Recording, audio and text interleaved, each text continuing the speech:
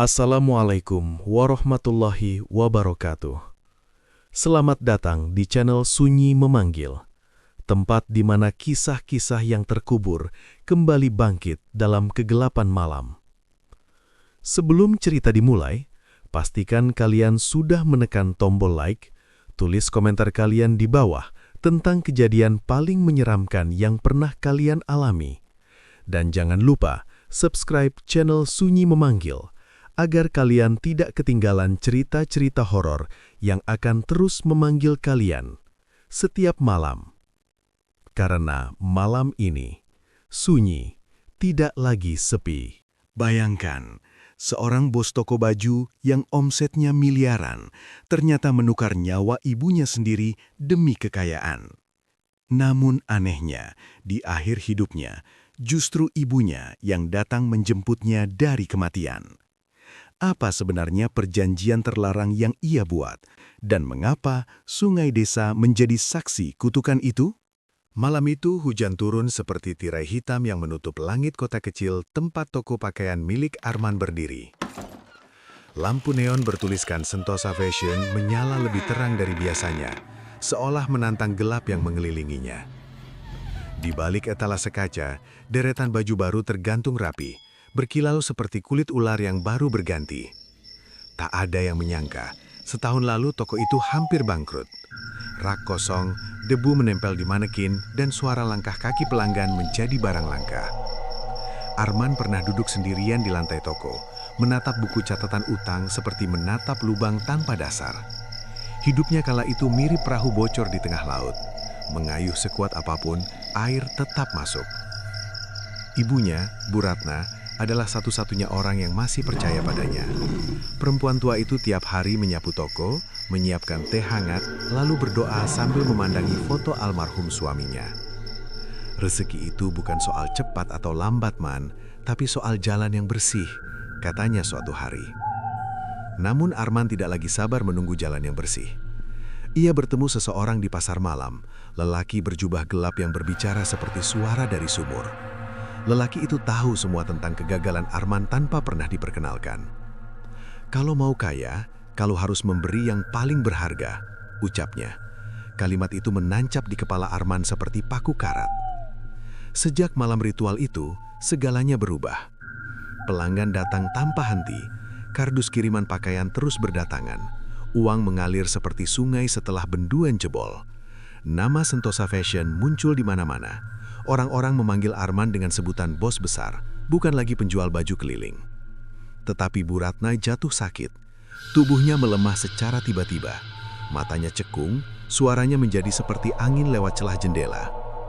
Dokter menyebut usia dan kelelahan sebagai penyebab. Namun Arman tahu, ada sesuatu yang lebih gelap dari sekedar penyakit. Hari ibunya meninggal, hujan turun tanpa henti. Peti kayu diturunkan ke liang lahat seperti menurunkan rahasia ke dalam perut bumi. Arman berdiri kaku, tidak ada air mata.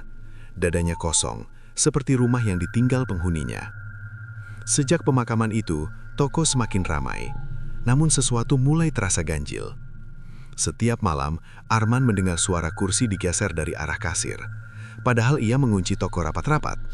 Bunyi kain diseret terdengar seperti seseorang sedang memilih ukuran baju. Awalnya ia mengira tikus atau maling, tetapi tidak pernah ada barang yang hilang. Pada malam ketujuh setelah kematian ibunya, Arman memberanikan diri kembali ke toko seorang diri. Jam menunjukkan pukul 12 tepat. Lampu toko ia nyalakan satu-satu. Bayangan manekin jatuh panjang di lantai, menyerupai barisan tubuh tanpa kepala.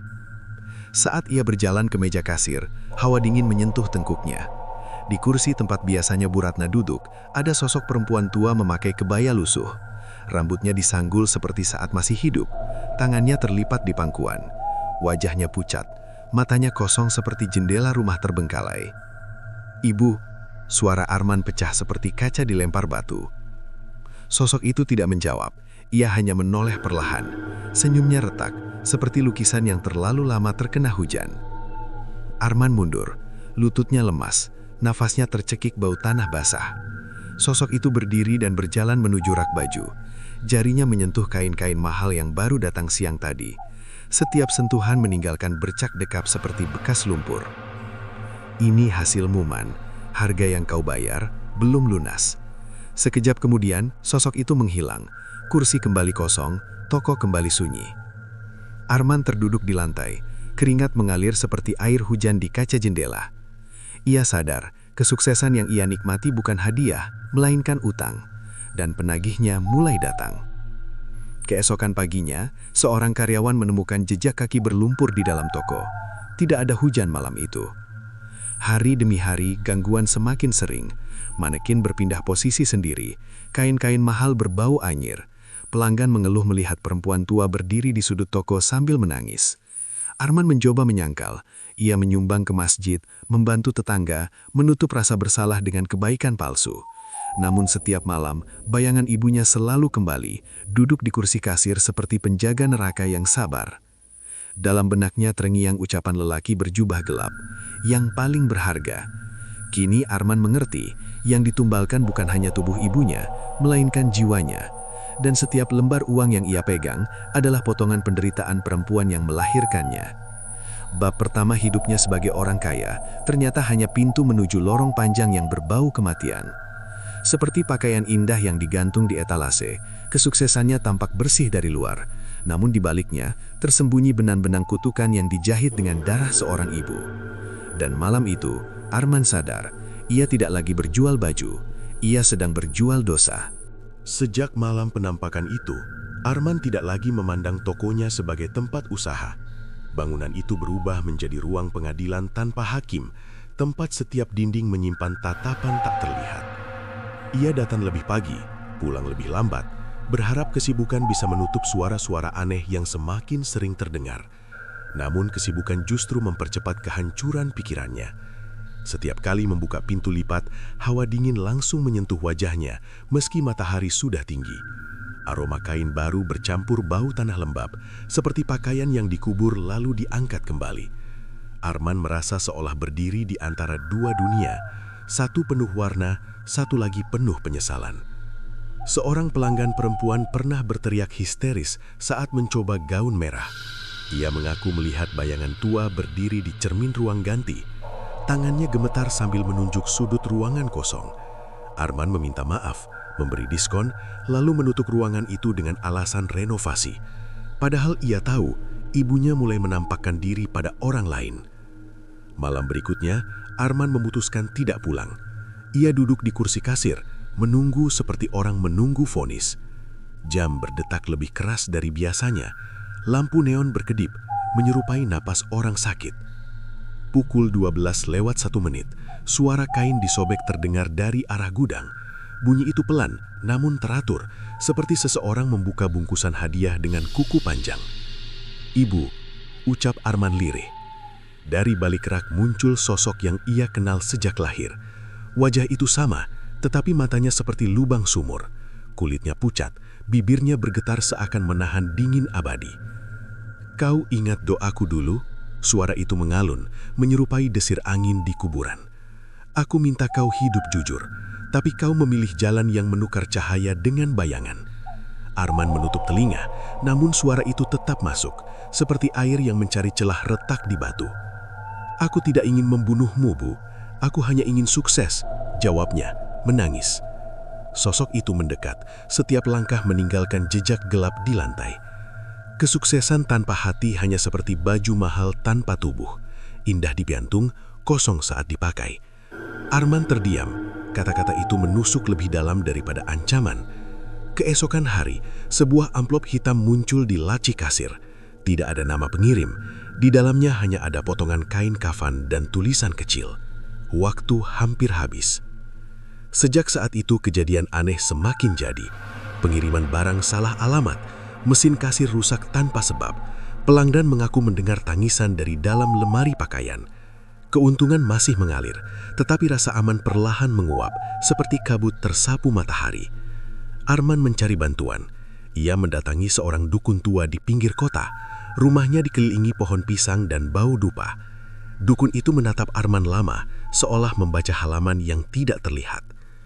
"Yang kau ikat bukan roh biasa, itu darah sendiri. Perjanjian semacam ini tak bisa diputus dengan doa singkat," katanya.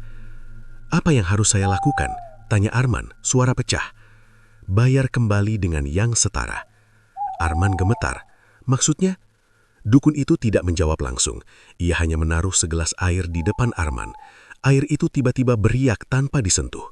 Seperti sungai yang meluap, utang ini akan mencari korban baru bila kau tidak menutup pintunya. Arman pulang dengan pikiran kacau. Ia melihat istrinya tertidur di rumah. Wajahnya damai, seperti tidak tahu bahaya yang mengintai. Ia teringat ucapan dalam amplop hitam. Waktu hampir habis. Malam itu, sosok ibunya kembali muncul. Kali ini berdiri di pintu rumah, bukan di toko. Tetangga tidak melihat apapun, hanya Arman yang mampu menyaksikan. Jin itu tidak akan berhenti, ucap arwah itu. Ia ingin pengganti. Siapa? Tanya Arman dengan suara hampir hilang. Sosok itu menatap ke arah kamar istrinya. Orang yang paling dekat denganmu sekarang. Dada Arman terasa diremas, dunia seperti diperas menjadi setetes rasa bersalah. Ia teringat saat ibunya masih hidup, menyetrika baju sambil bersenandung. Kini nyanyian itu berubah menjadi jeritan sunyi. Analoginya seperti pohon yang ditebang untuk membangun rumah, lalu akarnya bangkit menembus lantai. Arman menyadari kesuksesannya berdiri di atas kuburan yang masih bergerak. Malam semakin dalam, ia duduk sendirian di ruang tamu. Bayangan ibunya memudar perlahan, meninggalkan bau tanah dan kain kafan. Di tangannya Arman memegang amplop hitam itu, seperti memegang surat kematian sendiri. Bab kedua hidupnya membuka kenyataan pahit. Perjanjian tidak hanya meminta satu jiwa, ia meminta keberanian untuk kehilangan segalanya. Dan Arman harus memilih, menyelamatkan orang yang ia cintai, atau tetap menjadi raja toko dengan mahkota kutukan. Di luar, angin malam berdesis melewati celah jendela, membawa satu kalimat yang terus berputar di kepalanya. Hutang darah selalu mencari darah baru. Arman tidak tidur semalaman. Matanya terbuka, namun pikirannya seperti terkubur. Setiap detik berjalan lambat, menyerupai jam pasir yang diisi abu, bukan pasir. Di luar, ayam berkokok menandai pagi, tetapi baginya itu terdengar seperti panggilan pengadilan. Ia memandang wajah istrinya yang masih terlelap. Nafas perempuan itu teratur, damai, seolah dunia tidak sedang runtuh di dalam kepala suaminya. Arman merasa dirinya berdiri di tepi jurang. Satu langkah maju berarti menyelamatkan diri, satu langkah mundur berarti mengorbankan orang yang ia cintai. Siang hari, toko kembali ramai. Senyum Arman terpampang seperti topeng wayang, kaku namun harus tetap bergerak. Setiap pelanggan yang masuk terasa seperti saksi bisu dari kejahatan yang ia simpan. Uang berpindah tangan, mesin kasir berbunyi, namun telinganya justru menangkap suara tangisan jauh di dalam dada. Seorang anak kecil menarik tangan ibunya sambil menunjuk manekin di sudut. "Mah, kenapa nenek itu berdiri diam?" katanya polos. Ibunya tidak melihat apa-apa selain patung plastik. Namun Arman melihat jelas. Sosok Bu Ratna berdiri di sana, menunduk, rambutnya terurai, matanya memandang lantai seperti sedang mencari sesuatu yang hilang. Arman menutup mata. Saat dibuka kembali, bayangan itu sudah tidak ada. Namun bau tanah basah tertinggal, seperti hujan yang turun di dalam ruangan. Sore itu, lelaki berjubah gelap muncul kembali di depan toko. Ia berdiri di bawah lampu neon. Wajahnya tidak jelas, seperti lukisan yang dilunturkan air. "Kau sudah menikmati hasilnya," katanya tanpa salam. "Sekarang bayar cicilan berikutnya." Arman menelan ludah. "Aku tidak mau lagi." Lelaki itu tertawa pelan. "Perjanjian bukan pintu yang bisa ditutup sesuka hati. Ia seperti sungai. Kau sudah berenang terlalu jauh untuk kembali ke tepi." Arman merasa jantungnya diperas. "Aku akan mengembalikan semuanya. Toko ini, uang ini, ambil saja. Bukan harta yang kami cari, yang hidup lebih lezat." Bayangan itu menghilang, meninggalkan udara dingin yang menempel di kulit Arman seperti embun di batu nisan. Malam datang dengan langkah berat. Arman duduk di ruang tamu sambil memandangi foto ibunya. Ia teringat saat kecil, perempuan itu menggendongnya saat hujan, menutupi kepalanya dengan kain. Sekarang, hujan justru turun dari dalam dirinya. Ia mengambil kunci toko dan berjalan keluar rumah. Istrinya terbangun bertanya kemana ia pergi. Arman hanya menjawab, Aku harus menyelesaikan sesuatu. Di dalam toko, lampu hanya menyala satu. Bayangan rak pakaian terlihat seperti barisan salib. Arman berdiri di tengah ruangan, memanggil nama ibunya dengan suara bergetar. "Ibu, kalau masih di sini tunjukkan dirimu." Udara menjadi berat. Sosok Bu Ratna muncul perlahan dari balik cermin. Wajahnya sedih, bukan marah. "Kenapa kau memanggilku?" tanyanya. "Aku ingin menghentikan semua ini." Sosok itu menggeleng. "Yang kau buat seperti mengikat batu ke kakimu sendiri, lalu berharap bisa terbang." Arman berlutut. "Ambil saja nyawaku, jangan istriku, jangan orang lain." Arwah itu terdiam lama. "Darah yang kau tukar dulu adalah darah yang melahirkanmu. Kini, utang itu harus dibayar dengan keberanian." "Apa maksudmu?"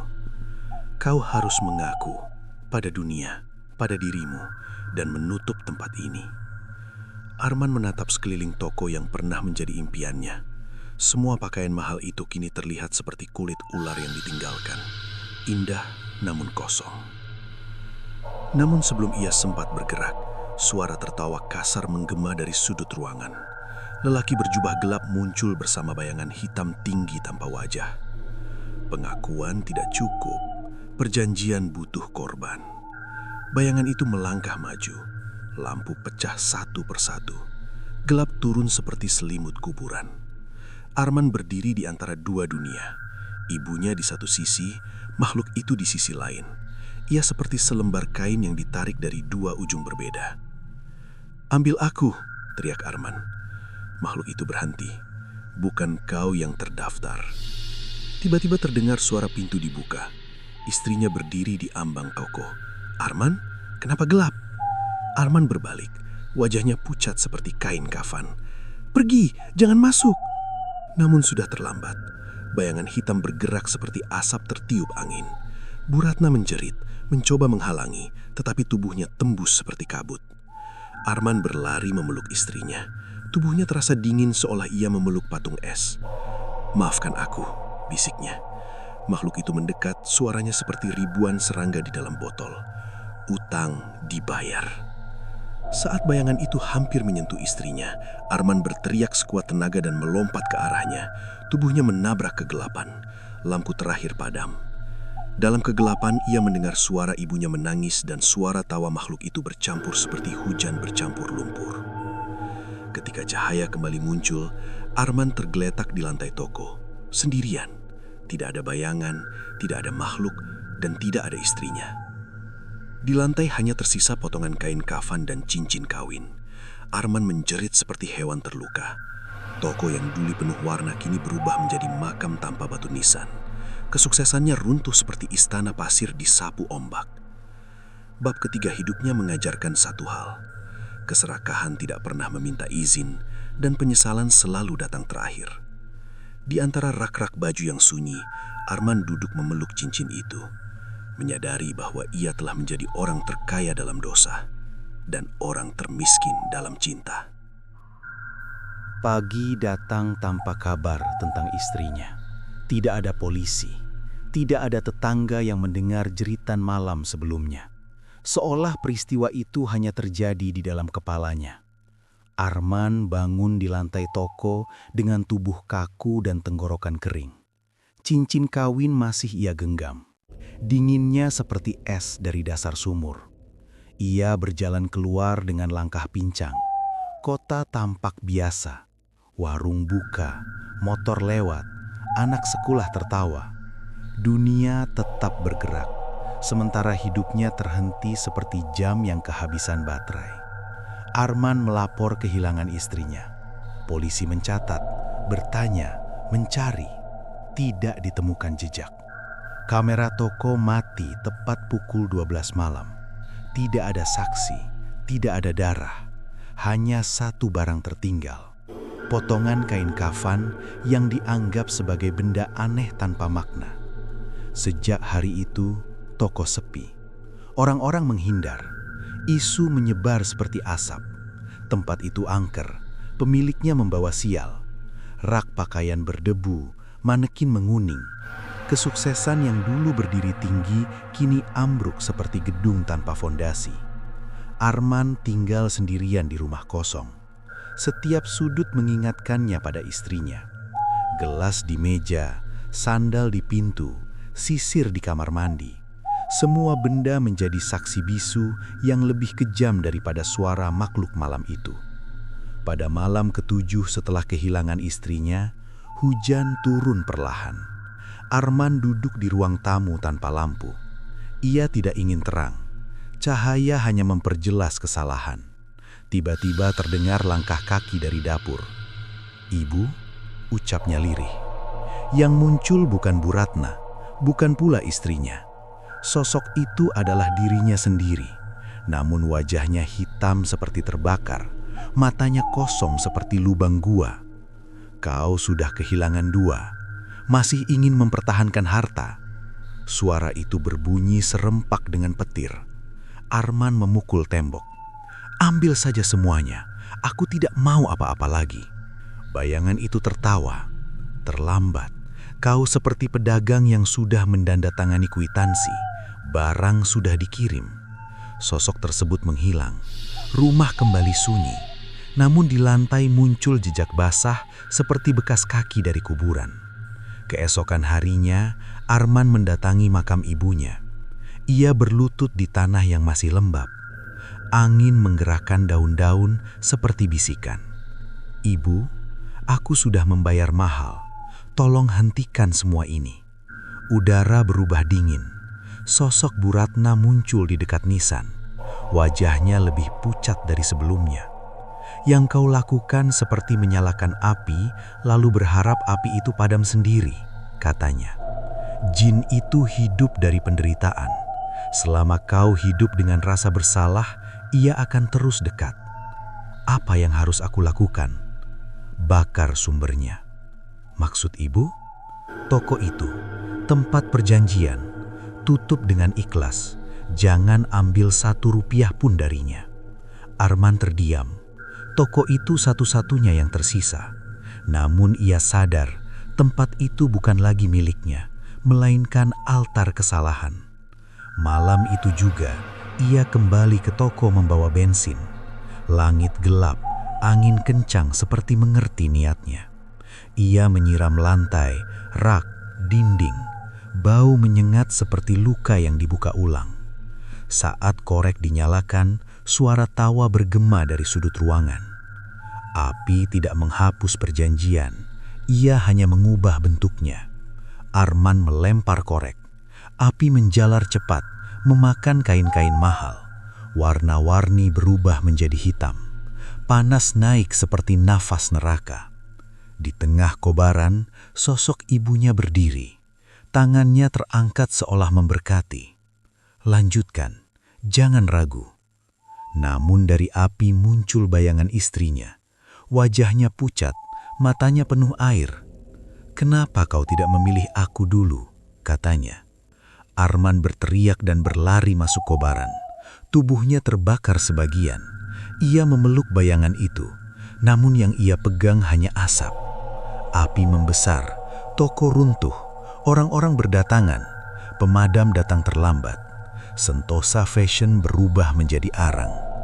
Arman selamat, namun luka bakar menghiasi lengannya seperti peta dosa. Ia dibawa ke rumah sakit. Dokter menyebut keajaiban karena nyawanya tidak ikut habis. Sejak kebakaran itu, gangguan berhenti. Tidak ada bayangan, tidak ada suara, tidak ada tawa makhluk gelap. Namun Arman kehilangan segalanya. Usaha, rumah, nama baik. Ia hidup sebagai buruh pasar, mengangkat karung, membersihkan sisa sayur. Setiap tetes keringat terasa seperti pembayaran kecil atas hutang besar. Pada suatu sore, seorang anak kecil memberi Arman sepotong roti. "Om kelihatan capek," katanya polos. Arman menangis. Roti itu lebih bermakna daripada semua uang yang pernah ia miliki. Ia sadar hidup sederhana seperti minum air jernih setelah bertahun-tahun menelan racun.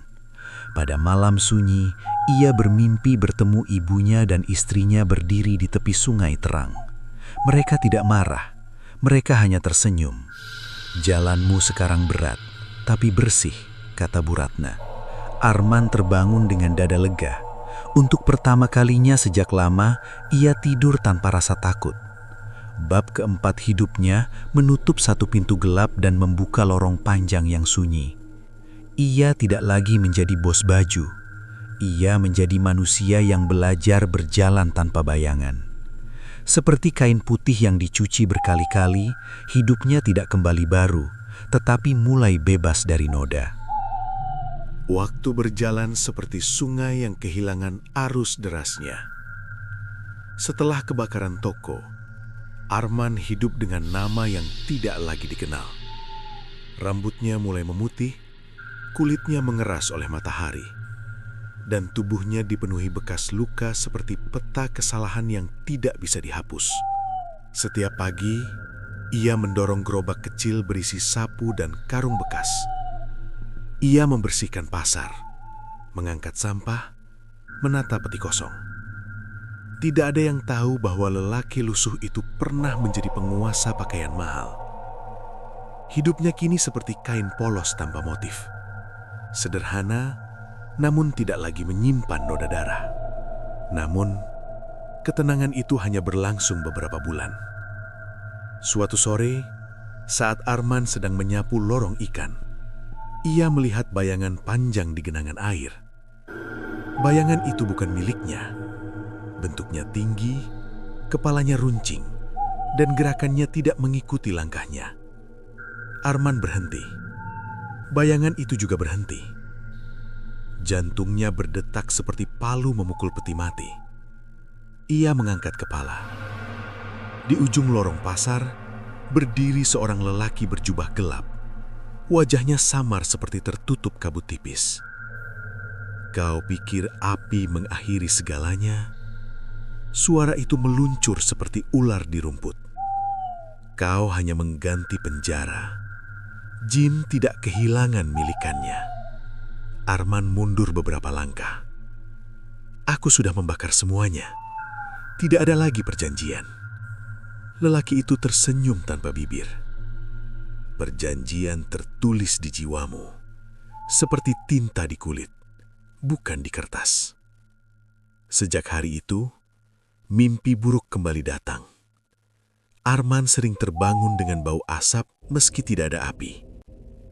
Ia mendengar suara kain disobek dari dalam pikirannya.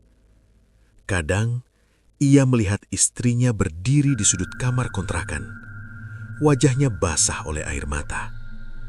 Namun setiap kali ia mendekat, sosok itu berubah menjadi asap hitam. Gangguan itu seperti hujan gerimis yang tak pernah berhenti. Tidak menghancurkan, tetapi membuat segalanya lembab oleh ketakutan. Suatu malam, Bu Ratna kembali muncul dalam tidurnya. Ia berdiri di ladang luas dengan cahaya pucat seperti bulan di balik awan. "Arman," ucapnya lembut, "api hanya memutus rantai di dunia manusia. Di dunia lain, rantai itu masih melilit." "Apa yang harus aku lakukan lagi, Bu?" tanya Arman sambil berlutut. "Kau harus mengembalikan sesuatu yang kau ambil." "Aku tidak punya apa-apa lagi." "Kau masih punya penyesalan. Ubah menjadi pengorbanan yang benar." Arman terbangun dengan tubuh gemetar. Kata-kata itu berputar di kepalanya seperti roda tanpa ujung.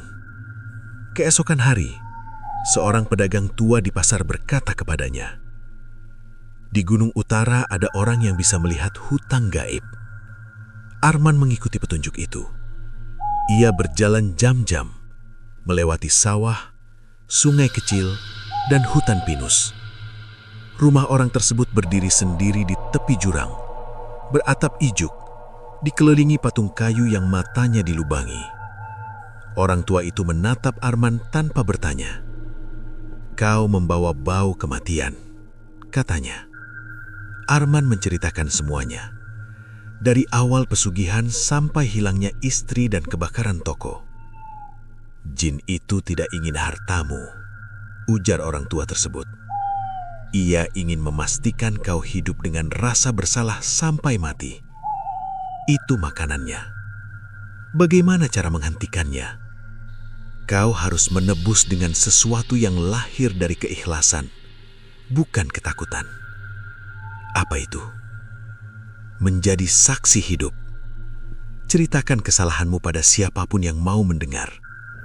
Jangan sembunyikan lagi. Jadikan lukamu pelajaran. Arman pulang dengan langkah berat. Ia merasa seperti membawa batu besar di dada. Mengaku berarti membuka aib.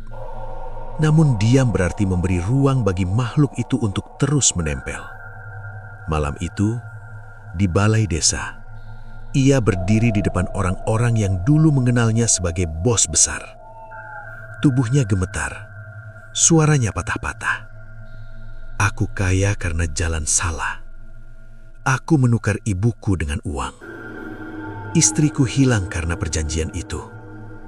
Jangan pernah mengikuti langkahku. Ruangan sunyi. Beberapa orang menutup mulut. Beberapa menangis. Tidak ada yang menertawakan. Saat Arman pulang, udara terasa berbeda. Lebih ringan seperti setelah hujan besar. Namun di sudut jalan, bayangan hitam muncul kembali. Kali ini tidak tinggi, melainkan mengecil seperti anak kecil. Kau mengkhianati perjanjian, katanya. Arman berdiri tegak. Aku tidak lagi melarikan diri. Bayangan itu menjerit. Suaranya seperti kain disobek ribuan kali. Tubuhnya pecah menjadi asap hitam, lalu hilang bersama angin malam. Sejak malam itu, mimpi buruk berhenti. Arman tetap miskin, tetap bekerja di pasar. Tetapi dadanya tidak lagi dipenuhi suara tangisan. Suatu pagi, ia menemukan sehelai kain putih terlipat di depan pintu kontrakannya. Tidak ada darah, tidak ada bau tanah, hanya kain bersih seperti yang biasa dipakai ibunya saat sholat. Arman memegang kain itu dan menangis lama. Tangisannya bukan lagi karena takut, melainkan karena rindu. Bab kelima hidupnya mengajarkan bahwa penebusan bukan tentang membayar dengan nyawa, melainkan membayar dengan kejujuran. Kesalahan adalah racun jika disimpan, namun bisa menjadi obat bila dibagikan. Seperti matahari yang terbit setelah malam panjang, Arman mulai melihat cahaya kecil di ujung hari. Ia tidak pernah kembali menjadi orang kaya, namun ia menjadi manusia yang tidak lagi dikejar bayangan. Hari-hari Arman berjalan seperti daun kering yang hanyut di sungai tenang. Tidak ada lagi bayangan tinggi, tidak ada suara kain disobek, tidak ada aroma tanah kuburan. Ia bekerja di pasar, menyapu lorong, mengangkat peti, lalu pulang ke kamar sempit dengan tubuh lelah dan pikiran kosong. Hidupnya sederhana seperti nasi tanpa lauk. Hambar, namun tidak lagi beracun. Namun, ketenangan itu terasa rapuh, seperti kaca tipis yang bisa pecah oleh satu sentuhan. Suatu sore, hujan turun tiba-tiba. Arman berteduh di bawah atak seng warung kosong. Di sana ia melihat seorang perempuan muda berdiri sendirian di ujung gang pasar. Pakaiannya basah, matanya merah seperti habis menangis. "Pak, apakah di sini ada toko baju Sentosa Fashion?" tanyanya. Nama itu seperti paku yang ditancapkan ke telinganya. "Sudah tidak ada," jawab Arman pelan. "Toko itu terbakar lama." Perempuan itu menatapnya lama. "Ibu saya dulu sering belanja di sana. Setelah toko itu tutup, ibu saya jatuh sakit dan meninggal. Sejak itu, saya sering mimpi didatangi nenek tua yang menangis sambil membawa pakaian." Arman merasa tanah di bawah kakinya retak. Ia sadar kutukan itu tidak sepenuhnya mati. Ia hanya pindah bentuk seperti ular berganti kulit. Malam itu, Arman kembali bermimpi. Ia berada di bekas lokasi tokonya yang kini hanya puing hitam. Di tengah reruntuhan, berdiri sosok ibunya. Namun kali ini wajahnya bukan sedih, melainkan lelah. Kesalahanmu seperti batu dilempar ke danau, kata Bu Ratna. Riaknya menyentuh banyak orang. Kau sudah berhenti, tapi bekasnya masih berjalan. Apalagi yang harus aku lakukan, Bu? Tanya Arman dengan suara pecah. Datangi mereka yang terkena akibatnya.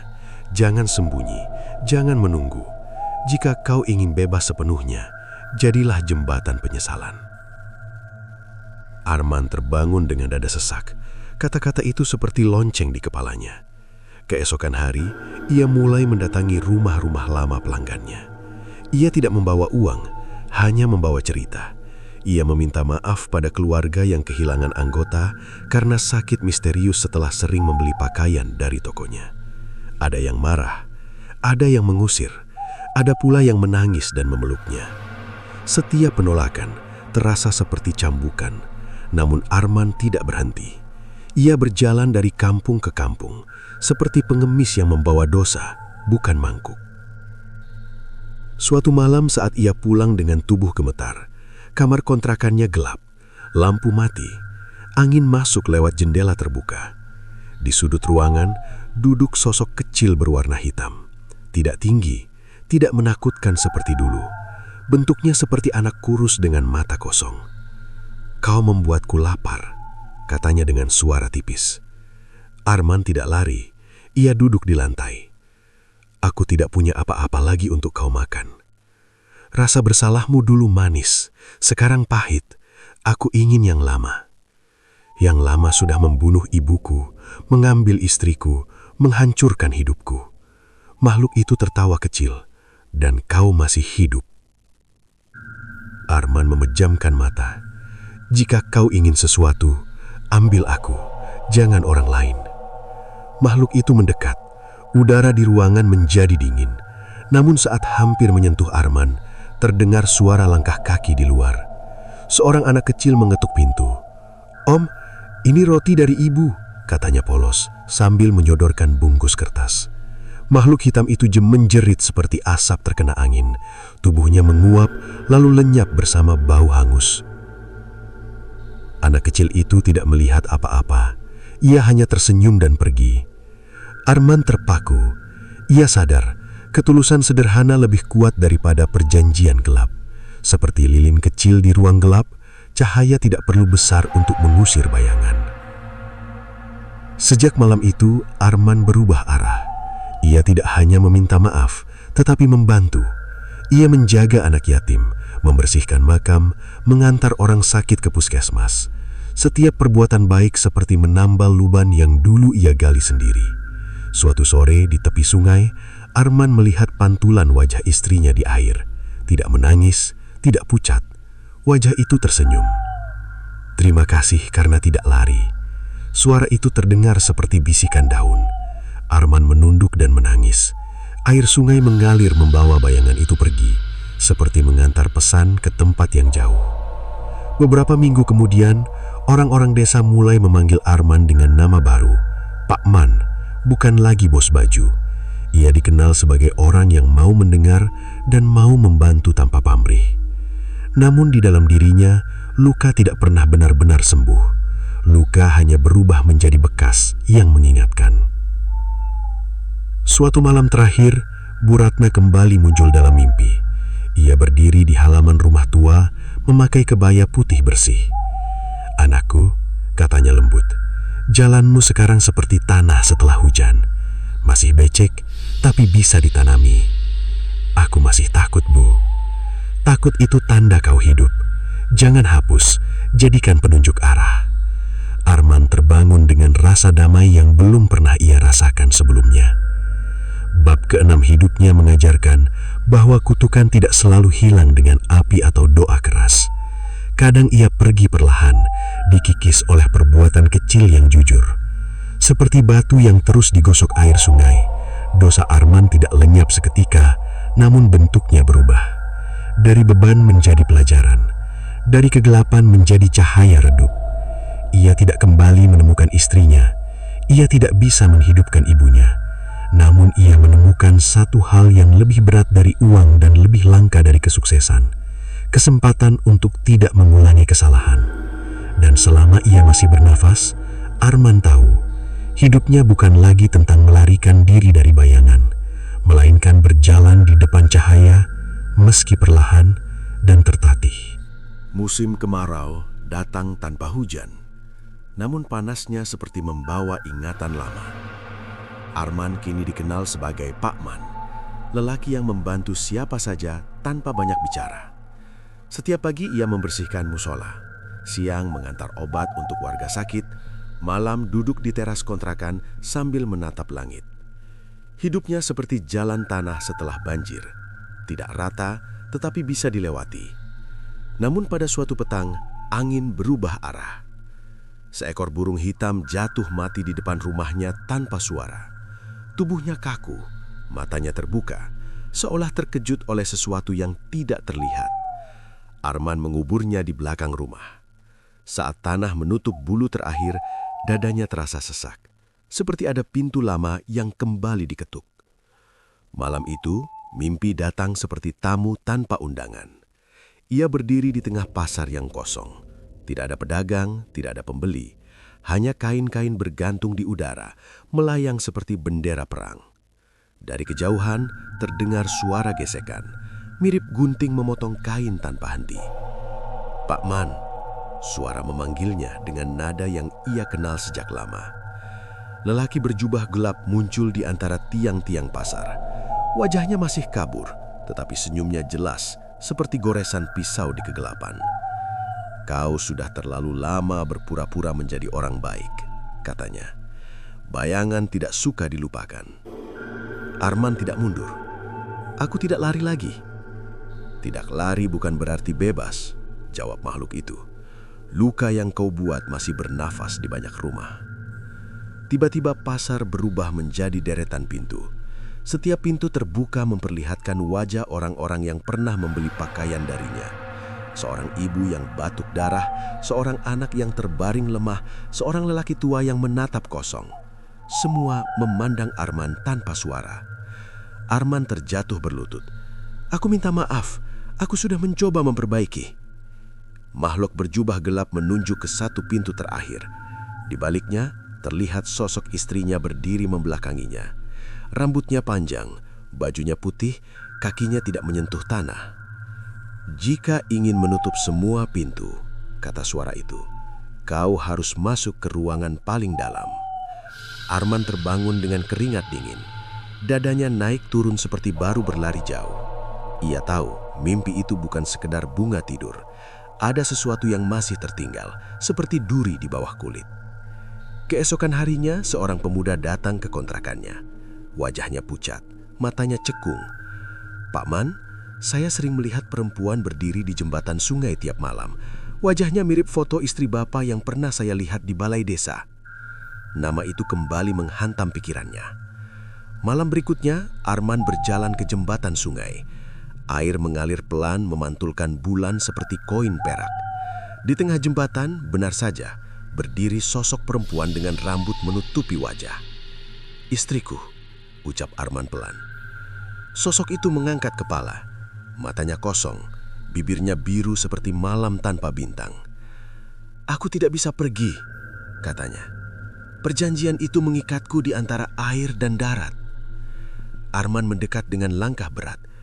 "Aku sudah menutup toko, aku sudah mengaku, aku sudah menolong orang." "Itu menyelamatkanmu, bukan aku."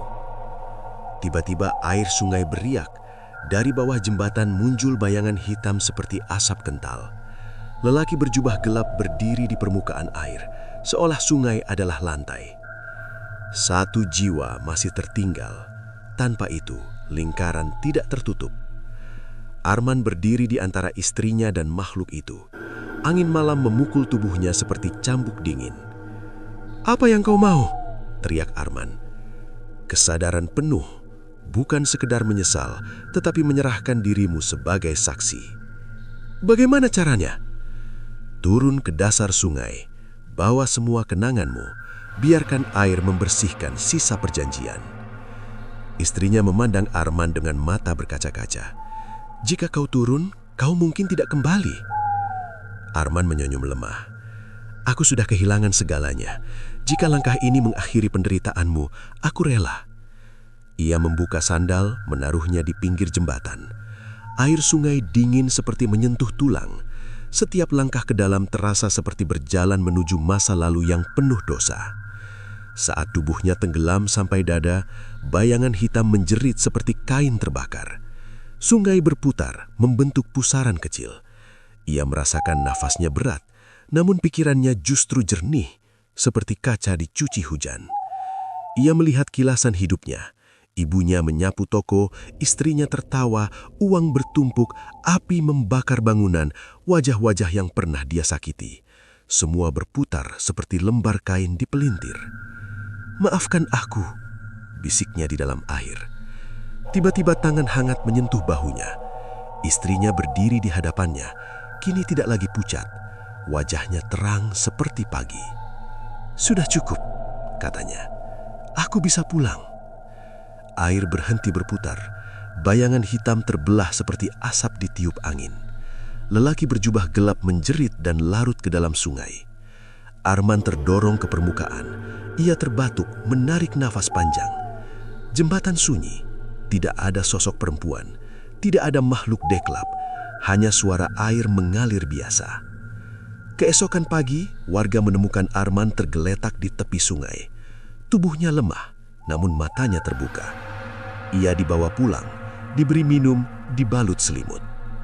Sejak malam itu, tidak ada lagi penampakan di jembatan.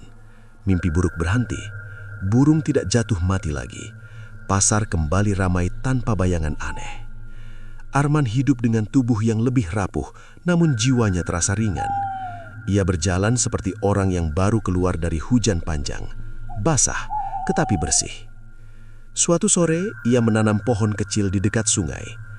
"Untuk ibu, untuk istriku, dan untuk mereka yang pernah terluka," katanya pelan. Bab ketujuh hidupnya mengajarkan bahwa penebusan kadang meminta keberanian untuk masuk ke air paling dalam. Bukan untuk mati, melainkan untuk membiarkan masa lalu tenggelam. Seperti sungai yang terus mengalir meski membawa lumpur, Arman belajar bahwa hidup tidak bisa diputar ulang, tetapi bisa diarahkan ke tempat yang lebih jernih. Ia tidak menjadi pahlawan. Ia hanya menjadi manusia yang berani menatap bayangannya sendiri dan berjalan pergi tanpa menoleh lagi. Pagi setelah peristiwa di sungai terasa berbeda. Udara seperti dicuci embun, lebih ringan, lebih jujur. Arman berjalan perlahan menyusuri jalan tanah menuju pasar. Tubuhnya masih lemah, tetapi langkahnya tidak lagi diseret rasa takut. Ia seperti orang yang baru keluar dari gua gelap dan silau melihat matahari. Orang-orang menatapnya dengan pandangan baru. Tidak ada bisikan tentang bayangan atau jembatan. Tidak ada cerita perempuan menangis di malam hari. Dunia kembali berjalan seperti biasa, seolah lembar hitam telah disobek dari buku kehidupan desa. Namun di dalam dirinya masih ada ruang kosong. Ruang itu bukan luka, melainkan bekas luka. Seperti bekas api di kayu, tidak panas lagi, tetapi bentuknya tetap mengingatkan. Arman mulai menanam pohon di beberapa sudut desa. Di tepi sungai, di belakang musola, di halaman rumah warga yang dulu terkena dampak usahanya. Ia tidak meminta upah.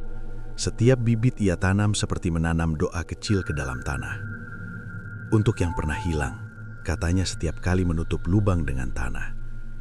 Suatu siang, seorang lelaki tua mendekatinya. Rambutnya putih, kulitnya seperti kertas tua yang dilipat berkali-kali. "Kau menanam untuk siapa?" tanya lelaki itu. "Untuk menutup bekas jejak," jawab Arman. Orang tua itu mengangguk. Tanah suka dititipi niat baik. Ia menyimpan lebih lama daripada manusia. Kata-kata itu masuk ke hati Arman seperti air ke tanah kering. Malam berikutnya, mimpi datang lagi, tetapi tidak menakutkan. Ia melihat ibunya duduk di kursi kayu, menenun kain putih. Istrinya berdiri di sampingnya, tersenyum tanpa luka. Tidak ada suara angin, tidak ada bau tanah. "Kau sudah sampai di ujung lorong," kata Bu Ratna lembut. "Sekarang kau berjalan di halaman terbuka." "Aku masih takut melakukan kesalahan lagi," jawab Arman. "Takut itu pagar. Jangan runtuhkan, gunakan untuk mengingat. Istrinya menambahkan, hidupmu bukan untuk ditebus, tapi untuk diteruskan. Arman terbangun dengan dada hangat seperti memeluk sinar matahari. Hari-hari berlalu, ia menjadi penjaga malam di musola. Setiap azan, ia yang pertama membuka pintu. Setiap subuh, ia menyapu halaman. Anak-anak desa mulai menyapanya dengan senyum. Tidak ada lagi sebutan bos. Mereka memanggilnya Pak Man dengan nada hormat. Namun suatu sore, awan hitam berkumpul di barat. Angin membawa bau besi, seperti hujan akan turun besar. Arman sedang duduk di tepi sungai ketika ia melihat sesuatu mengambang. Sebuah potongan kain lama, mirip kain yang dulu dipakai ibunya. Ia mengambilnya. Kain itu tidak berbau tanah, tidak basah oleh lumpur, bersih seperti baru dicuci. Di sudut kain ada bekas jahitan kecil berbentuk bunga. Arman merasakan dada bergetar. Itu bukan tanda kutukan, itu tanda perpisahan terakhir. Ia membawa kain itu ke rumah kontrakannya. Ia lipat rapi dan simpan di dalam kotak kayu bersama cincin kawinnya. Dua benda itu kini bukan sumber tangis, melainkan pengingat arah. Malam itu hujan turun deras. Petir menyambar jauh di gunung. Arman berdiri di depan jendela, menatap air jatuh seperti benang perak dari langit. Ia teringat masa lalu, uang yang mengalir seperti banjir, lalu berubah menjadi lumpur yang menenggelamkan segalanya. Kini hidupnya seperti sumur kecil, tidak meluap, tetapi cukup untuk bertahan. Keesokan hari seorang pemuda datang membawa kabar. Pak Man, ada orang dari kota mau bangun toko pakaian besar di dekat pasar. Arman terdiam. Kata toko pakaian, seperti pintu lama yang diketuk pelan. Pemuda itu melanjutkan. Mereka ingin Bapak membantu mengurus gudang karena pengalaman Bapak dulu. Arman menatap tanah. Dalam benaknya suara lelaki berjubah gelap seolah berbisik dari masa lalu. Namun suara itu kini jauh, seperti gema di gunung. Aku tidak mau dekat dengan kain dan uang lagi, jawab Arman. Aku cukup dekat dengan manusia. Pemuda itu mengangguk, lalu pergi. Keputusan itu terasa seperti menutup jendela saat angin dingin masuk, bukan karena takut, tetapi karena tahu arah mana yang membawa hangat. Beberapa minggu kemudian, desa mengadakan kerja bakti besar membersihkan sungai. Arman berada di barisan depan. Ia turun ke air, mengangkat sampah, menarik ranting, membersihkan lumpur. Sungai yang dulu menjadi tempat peristiwa kelam, kini menjadi tempat membersihkan diri bersama. Seorang ibu berkata kepadanya, "Kalau bukan karena Bapak, kami tidak berani masuk sungai lagi." Arman menyenyum. Sungai itu seperti hidup. Kalau kita tinggalkan karena takut, ia akan jadi tempat gelap. Kalau kita rawat, ia jadi cermin. Pada malam penutupan kerja bakti, warga berkumpul. Mereka menyalakan lampu kecil di sepanjang tepi sungai. Cahaya itu memantul di air seperti bintang jatuh ke bumi. Arman berdiri di antara mereka. Tidak ada bayangan hitam, tidak ada suara aneh. Hanya tawa anak-anak dan bunyi air. Di dalam hatinya, ia berkata, "Aku tidak bisa mengubah masa lalu, tapi aku bisa mengubah tempat ia tinggal." Hidupnya kini tidak lagi tentang hantu, bukan tentang jin, bukan tentang kutukan, tapi tentang menata ulang sisa-sisa pecahan menjadi jalan baru. Seperti pecahan kaca yang ditanam di tanah lalu menjadi hiasan taman, masa lalunya tidak dibuang, tetapi diatur agar tidak melukai lagi. Arman menyadari, kebebasan bukan berarti lupa, kebebasan berarti ingat tanpa terikat. Dan di bawah langit malam yang bersih, ia berjalan pulang dengan langkah pelan, membawa kotak kayu kecil berisi kain dan cincin, bukan sebagai beban, melainkan sebagai kompas. Hidupnya kini tidak lagi tentang melawan gelap. Ia hanya menjaga agar terang tidak pergi. Fajar terakhir dalam kisah Arman datang tanpa tanda aneh. Tidak ada burung jatuh, tidak ada angin dingin, tidak ada suara kain disobek. Pagi itu hanya menghadirkan cahaya lembut yang menyentuh atap rumah warga seperti tangan ibu yang membangunkan anaknya dari tidur panjang. Arman duduk di teras kontrakannya sambil meminum air hangat. Rambutnya kini hampir seluruhnya putih. Tubuhnya tidak lagi kuat, namun matanya jernih. Di sampingnya terdapat kotak kayu kecil berisi kain putih dan cincin kawin. Dua benda itu ia simpan seperti peta yang menunjukkan arah pulang. Hari itu, desa mengadakan doa bersama di tepi sungai. Warga ingin menutup masa lalu kelam dengan langkah baru. Arman diminta hadir, bukan sebagai tokoh penting, melainkan sebagai saksi perjalanan panjang. Ia berjalan perlahan menuju sungai. Air mengalir tenang, tidak lagi membawa bayangan. Di permukaannya memantul langit biru, seolah sungai berubah menjadi cermin yang tidak menyimpan rahasia. Ketika semua orang duduk melingkar, Arman berdiri. Suaranya tidak keras, namun jelas. Aku dulu menanam uang dari penderitaan. Hari ini, aku ingin menanam doa dari penyesalan. Ia membuka kotak kayu. Kain putih ia bentangkan sebentar, lalu ia lipat kembali dan menguburnya di dekat akar pohon yang dulu ia tanam. Ini bukan untuk dipuja, katanya. Ini untuk diingat agar tidak diulang. Angin berhembus pelan, menggerakkan daun seperti tepuk tangan alam. Setelah doa selesai, warga satu persatu pulang. Arman masih duduk di tepi sungai. Ia memandangi arus air seperti membaca surat panjang yang tidak pernah selesai ditulis. Tiba-tiba, ia merasakan kehadiran yang sudah lama tidak ia jumpai. Udara menjadi hangat, bukan dingin. Dua sosok berdiri di seberangnya, tidak menyentuh tanah. Bu Ratna mengenakan kebaya putih bersih. Istrinya berdiri di samping, wajahnya tenang seperti pagi tanpa kabut. "Waktumu hampir selesai di sini," kata Bu Ratna lembut.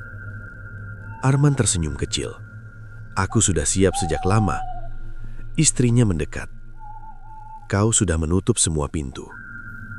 Aku hanya mencoba tidak lari lagi." Bu Ratna menatap sungai. Dulu sungai ini membawa kutukan, sekarang ia membawa pulang. Arman berdiri dengan susah payah. Tubuhnya ringan, seolah beban yang bertahun-tahun dipanggul akhirnya dilepas. Ia tidak takut. Rasa itu sudah ditinggalkan jauh di belakang, seperti rumah lama yang tidak perlu dikunjungi lagi. "Apa aku akan melihat kalian lagi?" tanyanya. "Kami tidak pernah pergi," jawab istrinya. "Kami hanya menunggu kau berhenti mengejar bayangan." Sosok itu perlahan memudar menyatu dengan cahaya pagi. Tidak ada tangis, tidak ada jerit. Hanya keheningan yang terasa seperti pelukan. Hari-hari berikutnya, Arman jatuh sakit. Warga bergantian menjenguk. Ia tidak mengeluh.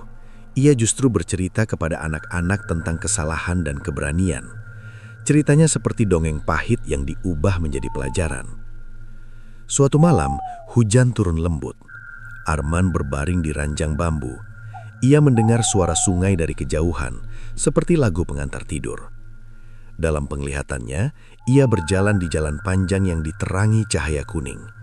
Di ujung jalan berdiri ibunya dan istrinya, tidak lagi sebagai bayangan, melainkan sebagai manusia utuh. Arman melangkah seperti anak kecil pulang sekolah. Ia teringat hidupnya dulu seperti kain mahal yang dicuci dengan darah. Kini, hidupnya seperti kain putih yang dijemur matahari. Tidak sempurna, namun bersih. Napasnya perlahan berhenti. Tidak ada teriakan, tidak ada gelap. Hanya rasa lega seperti selesai membawa beban berat melewati jembatan panjang. Keesokan pagi, warga menemukan Arman tersenyum dalam tidurnya. Mereka menguburkannya di dekat sungai, di bawah pohon yang pernah ia tanam. Tidak ada batu nisan mewah, hanya papan kayu bertuliskan, "Di sini berbaring seorang lelaki yang belajar pulang." Sejak hari itu, sungai menjadi tempat anak-anak bermain. Tidak ada cerita hantu, tidak ada suara aneh. Desa hidup seperti kain baru dijahit. Masih kasar di tepi, tetapi kuat di tengah. Orang-orang sering berkata, "Dulu sungai ini gelap, sekarang terang." Dan yang tua menjawab, "Bukan sungainya yang berubah, manusianya." Bab ke-9 menjadi akhir perjalanan Arman. Ia memulai hidup dengan menukar cinta demi uang. Ia menutup hidup dengan menukar uang demi kedamaian. Seperti matahari yang tenggelam tanpa suara, Arman pergi tanpa kutukan. Ia tidak membawa kekayaan.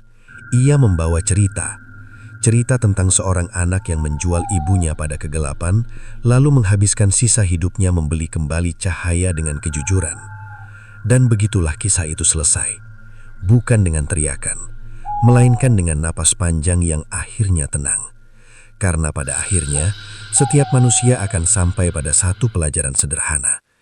Kesuksesan tanpa hati adalah rumah tanpa jendela. Dan penebusan adalah membuka jendela agar cahaya masuk kembali. Arman mengira kematian akan membebaskannya. Tapi justru di sanalah rahasia paling mengerikan terungkap. Siapa sebenarnya yang ia tumbalkan selama ini? Ibunya atau jiwanya sendiri? Jawaban terakhirnya akan mengubah seluruh cerita yang baru saja kalian dengar.